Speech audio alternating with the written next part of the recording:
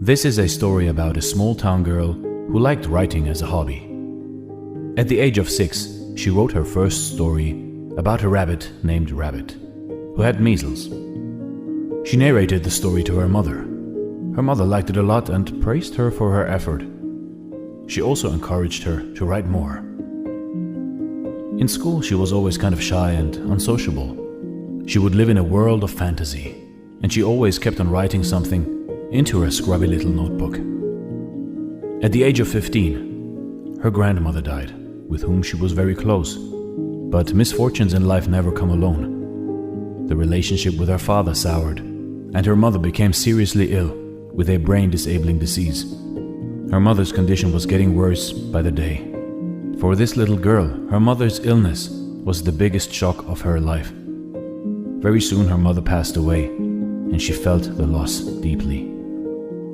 So life went on, and one day she was reading a local newspaper, and she came across an advertisement for a job as an English teacher in Portugal.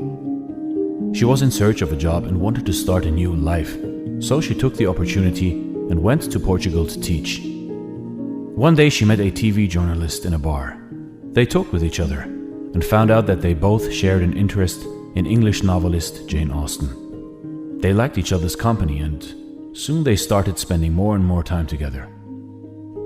After a year, they got happily married, and a year later, they were blessed with a beautiful daughter. But again, her life took a dark turn. She became the victim of domestic abuse, and one day, her husband drove her out of the house. She left the country with her newborn child. She was unemployed and was surviving on state benefits, while taking care of her daughter as a single parent. This was a very dark period of her life. She was so poor that her friends helped her to pay the rent. Sometimes she wouldn't eat so that her daughter would have more food. And because of all of these circumstances, she considered herself a complete failure. And it seemed like that band of misfortunes would never take an end. She fell into a deep depression. She had no hope to survive, and she even tried to take her own life at one point. But her daughter inspired her to seek help, and eventually she decided to do what she could do best: to write fantasy novels. She would forget about everything while sitting at her desk, and so she started writing more and more. She would often go to the cafes to work on her book while her child had a nap. Although she couldn't even afford food at the cafe, she only ordered 1 cup of coffee during her writing sessions, just so the cafe owner wouldn't kick her out. Somehow this way she finished the first 3 chapters of her novel. She sent the story to a publisher, but unfortunately, they quickly gave her a pass. She sent it to another publisher, but again, the answer was no. Her mailbox was filling up with rejection letters. After sending her story to 12 different publishers and getting rejected by every single one of them, she began losing confidence in her book. Finally, one day, the editor at Bloomsbury Publishing Company sat down to read the story.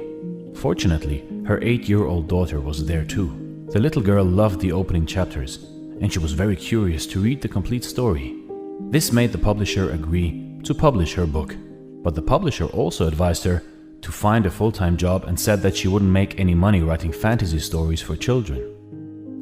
In June 1997, at the age of 31, her first novel, Harry Potter and the Philosopher's Stone, was published with an initial print run of 1,000 copies.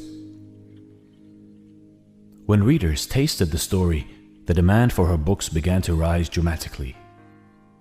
5 months later, her book won its first award, the Nestlé Smarties Book Prize. And soon, J.K. Rowling went from being an unemployed, depressed, single mother living off state benefits to one of the best-selling authors of all time. Her first book, Harry Potter and the Philosopher's Stone, is one of the best-selling books ever written. Currently, the 7-book series has sold more than 450 million copies worldwide. The movie franchise based on her books has grossed $7.7 billion in box office revenue. In 2004, Forbes magazine named J.K. Rowling as the first person ever to become a billionaire by writing books. She didn't become successful overnight. She had to face a lot of misfortunes and rejections while taking care of her child as a single mother and fighting depression. All those failures helped her to become stronger and helped her finish her first fantasy novel. Despite all of her wealth and fame, she never forgot the hardship and pain she had to experience. She has donated so much of her wealth to charity that she lost her billionaire status in 2011. J.K. Rowling's story shows that hard work really does pay off. From her life, we can learn that if you have a dream and if you keep getting rejected, you should not let that stop you. If you hit rock bottom, don't let it cripple you. Instead, use rock bottom as a foundation, not a conclusion. It is impossible to live without failing at something, unless you live so cautiously that you might as well not have lived at all, in which case you fail by default. That were J.K. Rowling's words at her Harvard commencement speech.